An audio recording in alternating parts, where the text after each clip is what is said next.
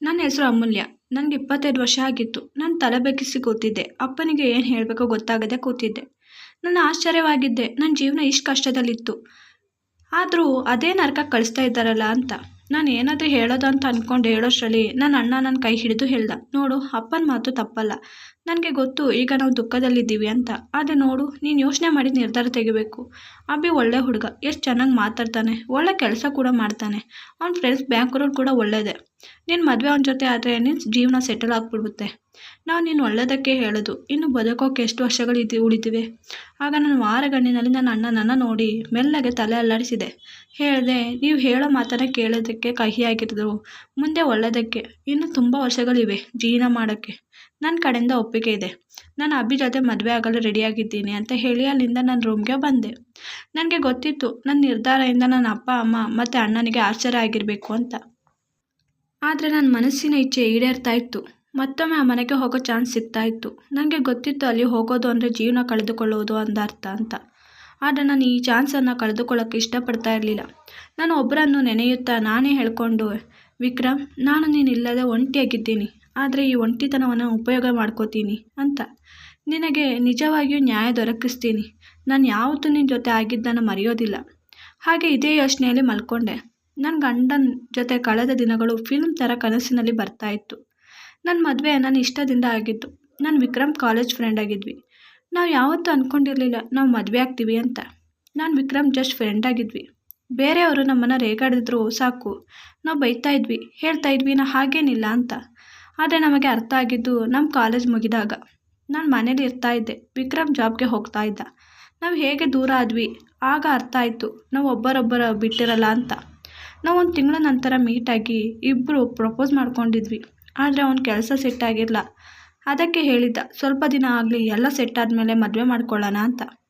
ನಾನು ಹೇಳಿದ್ದೆ, ಯಾವುದೇ ಕಾರಣಕ್ಕೂ ನಿನ್ನ ಬಿಟ್ಟು ಬೇರೆಯವ್ರನ್ನ ಮದುವೆ ಆಗಲ್ಲ ಅಂತ. ಹಾಗೆ ನಮ್ಮಿಬ್ಬರ ನಡುವೆ ಮಾತುಕತೆ ಆಗ್ತಾ ಇತ್ತು. 1 ವರ್ಷ ಆದ ತಕ್ಷಣ ವಿಕ್ರಮ್ ಮದುವೆಗೆ ಅರ್ಜೆಂಟ್ ಮಾಡ್ದ. ನಾನಿನ್ನು ಮನೆಯವ್ರ ಹತ್ರ ಹೇಳಿರಲಿಲ್ಲ. ನಮ್ಮ ಪ್ರೀತಿ ಬಗ್ಗೆ ಈಗ ಹೇಳಿದೆ.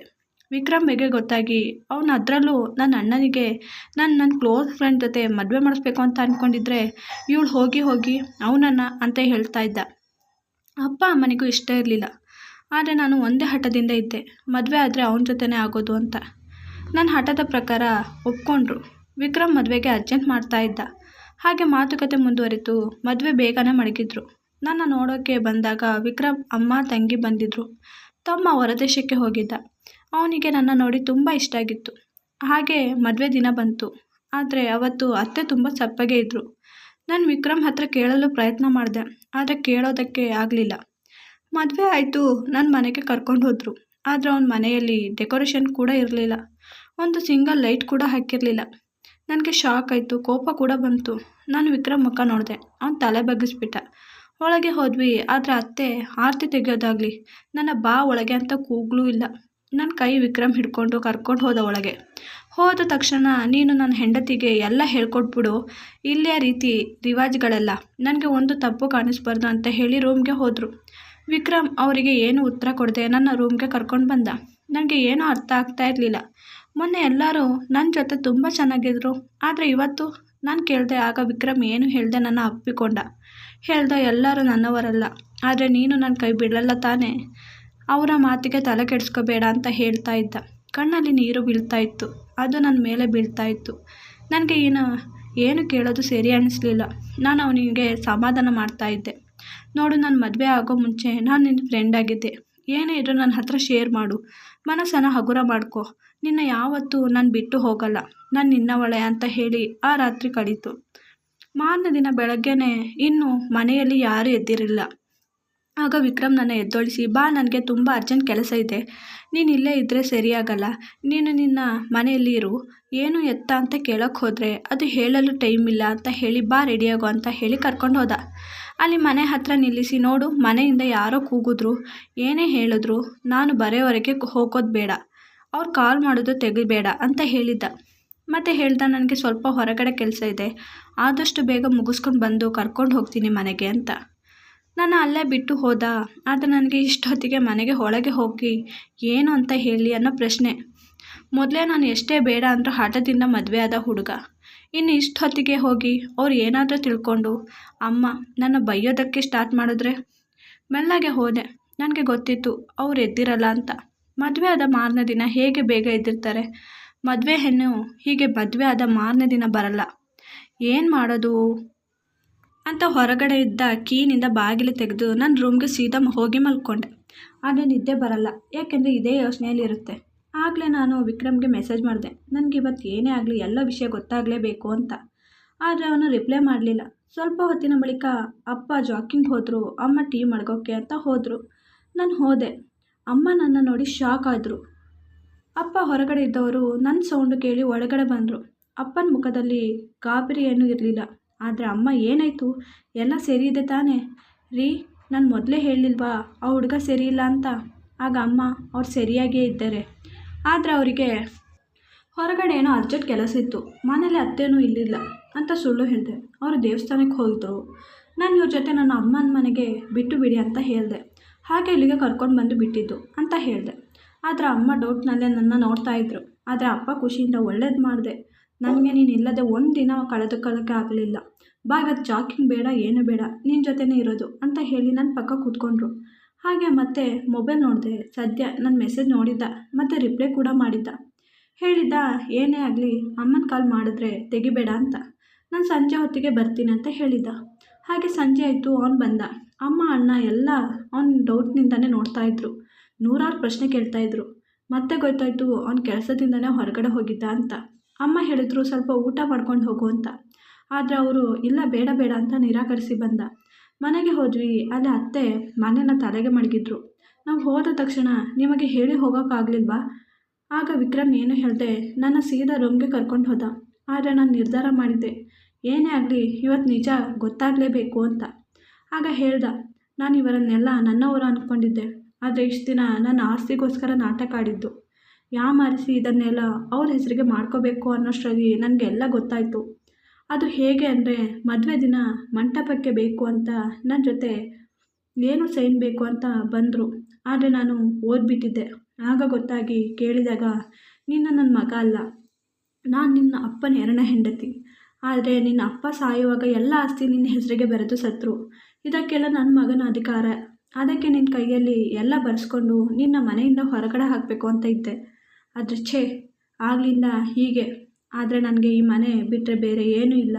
ನಿನ್ನ ಕರ್ಕೊಂಡು ಎಲ್ಲಿಗೆ ಅಂತ ಹೋಗಲಿ. ಅದಕ್ಕೆ ಇದನ್ನು ಮಾರಿ ಸ್ವಲ್ಪ ದುಡ್ಡು ತಗೊಂಡು ಬಾಕಿ ಎಲ್ಲ ಅಮ್ಮನಿಗೆ ಕೊಟ್ಟು ನಾವು ಎಲ್ಲಾದರೂ ದೂರ ಹೋಗೋಣ ಅಂತ ಅಂದ್ಕೊಂಡು ಹೋದೆ. ಆದರೆ ಹೋಗಿದ್ದು ಸರಿಯಾಗಲಿಲ್ಲ ಅಂತ ಹೇಳಿ ಬೇಜಾರು ಮಾಡ್ತಾಯಿದ್ದ. ಆದರೆ ಸ್ವಲ್ಪ ದಿನ ಒದ್ದಾಡ್ತಾನೇ ಇದ್ದ ಪೇಪರ್ ಮಾಡಿಸೋಕ್ಕೆ. ಆದರೆ ನನ್ನ ತುಂಬ ಚೆನ್ನಾಗಿ ನೋಡ್ಕೋತಿದ್ದ. ಒಂದು ದಿನ ಬೆಳಗ್ಗೆನೇ ಹೋಗಿದ್ದೆ. ನಾನು ಮನೆಯಲ್ಲೇ ಇದ್ದೆ. ಸ್ವಲ್ಪ ಹೊತ್ತು ಆದಮೇಲೆ ಅತ್ತೆ ಬಂದು, ನೀನು ಕಾಲ್ಗುಣ ಸೇರಿಲ್ಲ, ನೀನು ಇನ್ಮೇಲೆ ಇಲ್ಲಿ ಇರೋದಕ್ಕೂ ಆಗಲ್ಲ, ಇನ್ನು ಗಂಟು ಮುಟ್ಟೆ ಕಟ್ಕೊಂಡು ಹೋಗ್ಬೋದು, ಈ ತಾಳಿ ಕೊಡು ಅಂದರು.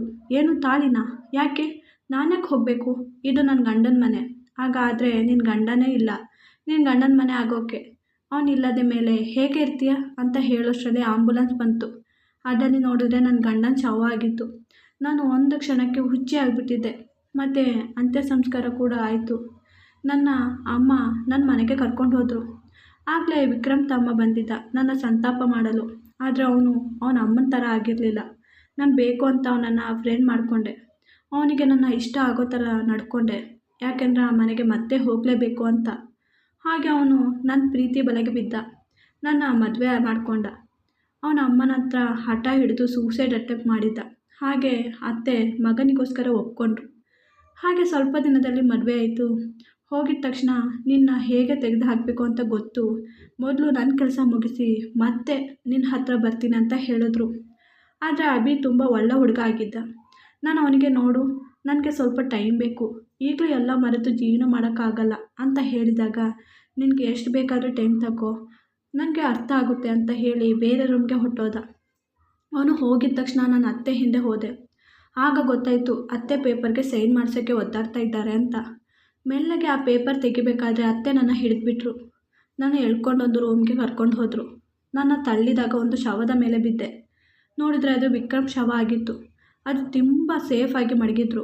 ಅವನ ಶವ ಇಲ್ಲಿ ಹೇಗೆ ಅಂತ ಯೋಚನೆ ಮಾಡ್ತಾ ಇದ್ದೀಯಾ? ಅದು ನಾನು ಈ ಪೇಪರ್ಗೆ ಸೈನ್ ಮಾಡಿಸ್ಕೊಳ್ಳೋಕ್ಕೆ ಒದ್ದಾಡ್ತಾ ಇರೋದು. ಅವನು ನಾನು ಸತ್ತರೆ ನನ್ನ ಆಸ್ತಿ ಎಲ್ಲ ನನ್ನ ಹೆಂಡತಿಗೆ ಅಂತ ಬರೆದು ಕೊಟ್ಟಿದ್ದ. ಆದರೆ ನನಗೆ ಈಗ ಗೊತ್ತಾಗಿದ್ದು ಒಳ್ಳೆಯದೇ ಆಯಿತು. ನಾನು ಅವ್ನು ಸೈನ್ ಬೇಕು ಅಂತ ಶವ ಸಂಸ್ಕಾರ ಆದ ತಕ್ಷಣ ಅದನ್ನು ತೆಕ್ಕೊಂಡು ಬಂದು ಇಲ್ಲಿ ಜೋಪಾನವಾಗಿ ಇರಿಸಿದ್ದೆ. ಆದರೆ ಈಗ ಬೇಡ, ನೀನು ಸೈನ್ ಹಾಕ್ಸಿ ಇಬ್ಬರನ್ನು ಒಂದೇ ಮಶಾಣದಲ್ಲಿ ಹಾಕಿ ಊತಾಕ್ತೀನಿ, ನೀನು ಚಾಪ್ಟರ್ ಕೂಡ ಕ್ಲೋಸ್ ಆಗುತ್ತಿದ್ರು ಒಟ್ಟಿಗೆ ಅಂತ ಬಲವಂತವಾಗಿ ನನ್ನ ಕೈಯಿಂದ ಸೈನ್ ಮಾಡಿಸ್ತಾಯಿದ್ರು. ಅಷ್ಟರಲ್ಲಿ ಅಭಿ ಬಂದ. ಅವನ್ನೆಲ್ಲ ಕೇಳಿಸ್ಕೊಂಡಿದ್ದ. ಆ ಕೂಡಲೇ ಪೊಲೀಸ್ ಬಂದಿದ್ದರು. ಅಭಿ ನಾನೇ ಕರೆಸಿದ್ದು. ಅಮ್ಮ, ನೀನು ಆಸ್ತಿಗೋಸ್ಕರ ನನ್ನ ಅಣ್ಣನನ್ನು ಕೊಲ್ಲುತ್ತೀಯಾ ಅಂತ ಅಂದ್ಕೊಂಡಿರಲಿಲ್ಲ. ಆಗ ಆಶ್ಚರ್ಯವಾಗಿ ನೋಡಿದ್ರು. ನನಗೆ ಹೇಗೆ ಗೊತ್ತಾಯಿತು ಅಂತನಾ, ನನ್ನ ಅಣ್ಣ ಸತ್ತ ಮೇಲೆ ಪೊಲೀಸ್ ಕಂಪ್ಲೇಂಟ್ ಕೊಟ್ಟಿದ್ದೆ. ಅವರು ಪರಿಶೀಲಿಸಿದಾಗ ಗೊತ್ತಾಯಿತು ಇದಕ್ಕೆಲ್ಲ ನೀನೇ ಕಾರಣ ಅಂತ. ನೀನೇ ದುಡ್ಡು ಕೊಟ್ಟು ಆಕ್ಸಿಡೆಂಟ್ ಮಾಡಿಸಿದ್ದು ಅಂತ. ಅತ್ತೆನ ಅರೆಸ್ಟ್ ಮಾಡಿ ಕರ್ಕೊಂಡು ಹೋದರು. ನಾನು ನನಗೆ ಗೊತ್ತಾಗದೆ ಅಬ್ಬಿನ ಅಪ್ಪಿಕೊಂಡು ಅಳ್ತಾ ಇದ್ದೆ. ನಾವಿಬ್ಬರೇ ಸೇರಿ ಅಂತ್ಯ ಸಂಸ್ಕಾರ ಮಾಡಿದ್ರು ವಿಕ್ರಮ್ದು. ಆದರೆ ನನಗೆ ಅರ್ಥ ಆಗ್ತಾ ಇಲ್ಲ, ಅಬ್ಬಿನ ಒಪ್ಕೊಂಡು ಮುಂದೆ ಜೀವನ ಮಾಡ್ಕೊಂಡು ಹೋಗಬೇಕಾ ಅಥವಾ ಕ್ಷಮೆ ಕೇಳಿ ನಾನು ನನ್ನ ಮನೇಲಿರಬೇಕಾ ಅನ್ನೋದು. ನನಗೆ ವಿಕ್ರಮ್ನ ಮರೆಯೋದಕ್ಕೂ ಆಗ್ತಾ ಇಲ್ಲ. ಈ ವಿಡಿಯೋ ಇಷ್ಟವಾದಲ್ಲಿ ಪ್ಲೀಸ್ ನನ್ನ ಚಾನಲ್ನ ಲೈಕ್ ಆ್ಯಂಡ್ ಸಬ್ಸ್ಕ್ರೈಬ್ ಮಾಡಿ.